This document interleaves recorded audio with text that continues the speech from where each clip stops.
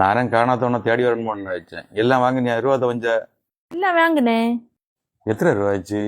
1950 ரூபா ஆச்சு.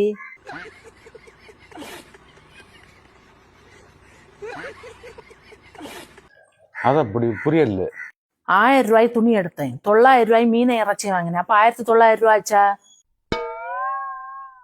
350 ரூபாய் காய்கறி வாங்கினேன். அப்படி 1950 ரூபா ஆச்சா? கணக்கு சரிதானே?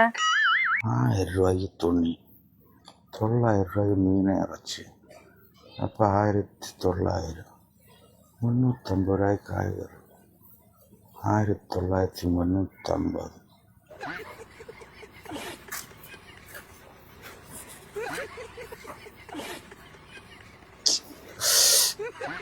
அது எப்படி கணக்கு சரியாகும்? 1950. உங்களுக்கு கணக்கு கிளியர் ஆவே இல்லையா? உனக்கு கிளியரா? என்ன கிளியர் தான்?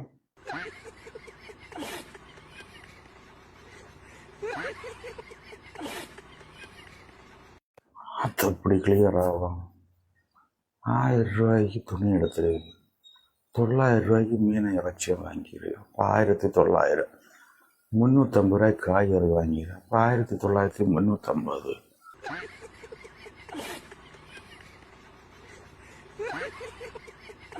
உங்களுக்கு நீ அந்த சந்தேகம் தீர இல்லையா?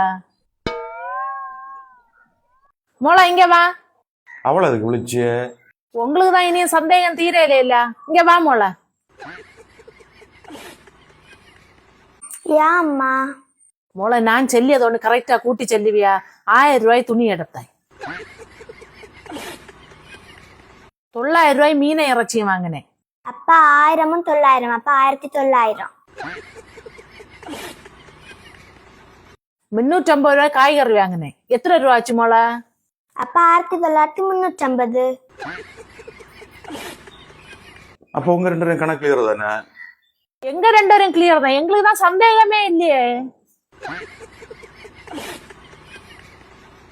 1000 ரூபாய்க்கு துணி எடுத்துறீங்க, 900 ரூபாய்க்கு மீன் இறைச்சியும் வாங்கிடு, 350 ரூபாய்க்கு காய்கறி வாங்கிடு.